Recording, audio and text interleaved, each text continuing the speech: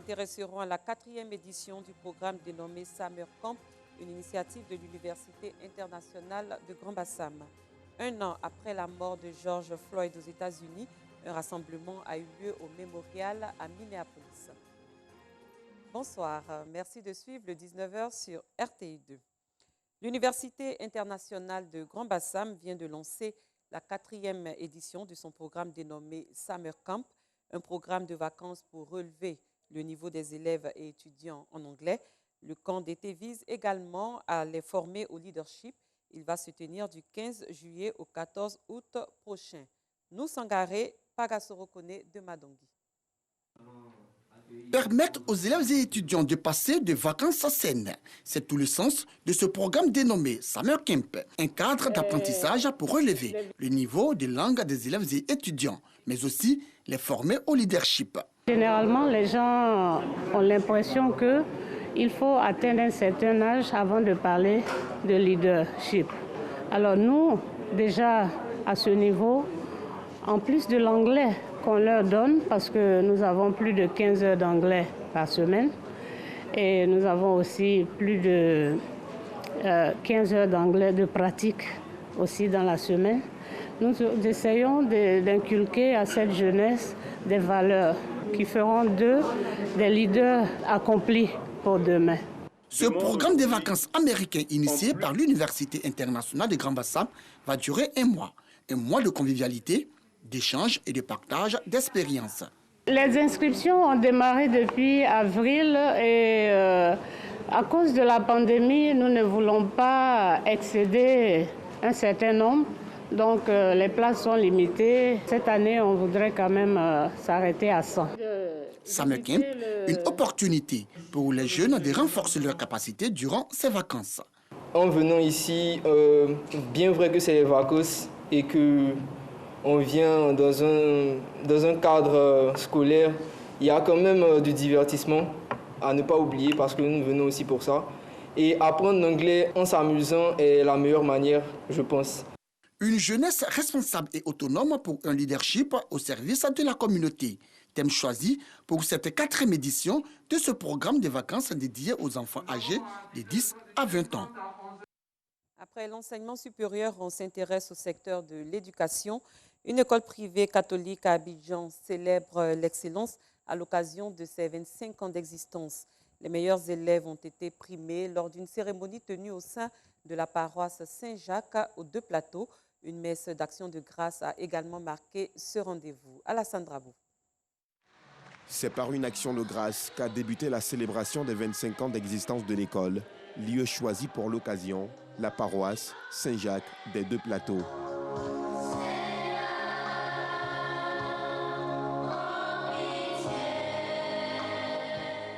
Une prière pour remercier Dieu de l'existence de cette école qui a formé plusieurs élites du pays. C'est une école de référence. Nous prions Dieu pour que l'école puisse grandir et former des Ivoiriens capables de gérer sainement nos administrations et notre pays. Nous ajoutons à cela la pincée spirituelle qui peut aider et aussi sur ce qui est moral. Pour l'occasion, l'administration de l'école a tenu à récompenser les meilleurs élèves. Des prix ont été distribués aux élèves du primaire et du préscolaire qui se sont démarqués par leurs résultats durant l'année scolaire.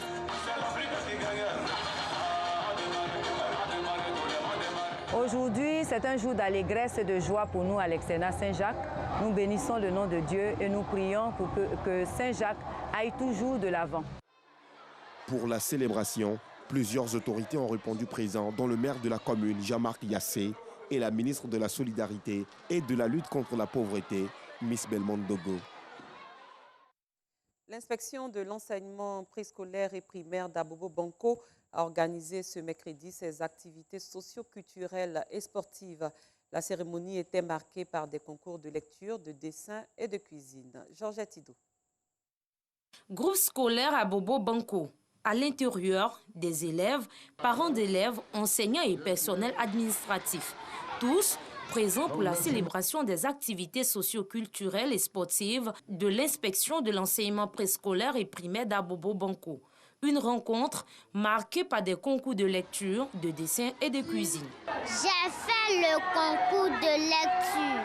Je pense que c'est moi, je vais gagner. Je suis en train de préparer du riz au soumana à la fin. Je suis très heureux de participer à ce concours de cuisine. J'espère pouvoir le remporter. Le thème de mon dessin est la contribution de tous à la gestion durable de l'environnement.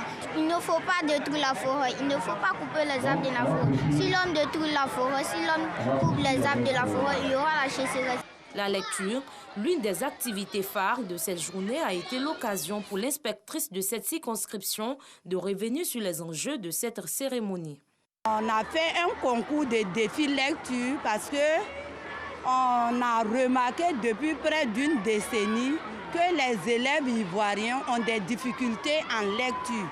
Donc c'est pour pouvoir relever le niveau de nos élèves en lecture que nous avions initié ce concours. Le secrétaire général chargé de l'enseignement primaire et secondaire public, représentant la DREN, Direction régionale nationale d'Abidjan 4, a salué les efforts des élèves avant de les inviter à redoubler d'efforts. Tout le monde est là pour les encourager et leur dire qu'ils ont notre bénédiction. Nos enfants viennent à l'école, ils apprennent pédagogiquement ce que nous leur enseignons, mais à côté des enseignants dévoués, leur montrent autre chose. Et c'est le résultat que nous voyons aujourd'hui. Les lauréats de ces concours représenteront la circonscription d'Abobo Banco au concours national des activités socioculturelles qui se tiendra en juillet prochain à Bouaké. À l'étranger, au Mali, le président de la transition Bandao vient de présenter sa démission au vice-président en présence de la délégation de la CEDEAO, Communauté économique des États de l'Afrique de l'Ouest. Il a démis le gouvernement avant de présenter sa démission. Assimi Goïta garde la présidence. La vice-présidence est supprimée et un premier ministre de plein pouvoir a été installé pour la mise en place d'un gouvernement de consensus.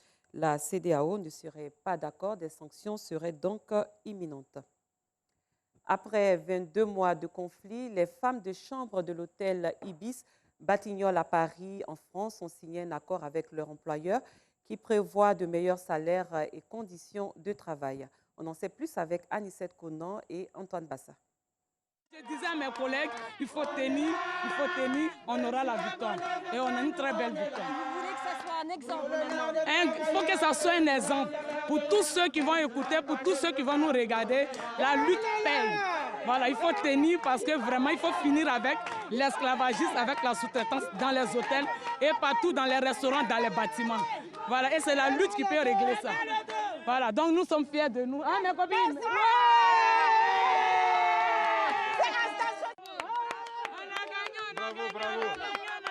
Après 22 mois de conflit, un accord pour les femmes de chambre de l'Ibis Batignolles. Il prévoit une amélioration de leur salaire et conditions de travail, mais par leur intégration au sein du groupe Accor.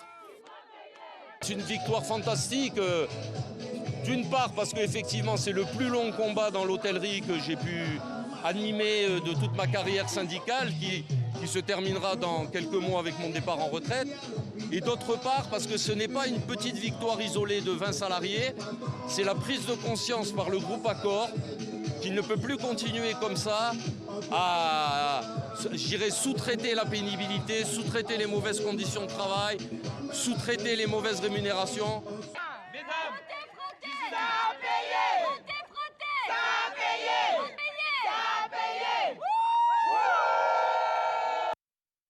Direction les États-Unis, un an après la mort de George Floyd par la police, des personnes se rassemblent au mémorial à Minneapolis où des veillées, danses et événements musicaux sont prévus tout au long de la journée. Joe Biden a par ailleurs reçu la famille à la Maison-Blanche. C'est reparti avec Anicette Conan et Antoine Bassa. Recueillement, un an après la mort de George Floyd, tué par la police. L'affaire avait suscité l'émoi dans le monde entier. Pour la communauté, c'est un jour où nous nous rassemblons et où nous nous mettons en avant notre histoire et celle de George afin de ne jamais oublier. C'est facile pour nous d'oublier ces crimes. Ma réponse à la réforme n'est pas liée à la suppression du financement de la police. Ma réforme est à l'opposé. Je crois que nous devons augmenter le financement des policiers avec davantage de formation. Si vous êtes un agent des forces de l'ordre, vous n'avez pas le droit de travailler à temps partiel. Si vous travaillez dans les forces au service des citoyens, vous n'avez pas le droit à une immunité conditionnelle. Non parce que les gens que vous servez, ils n'ont pas cette immunité.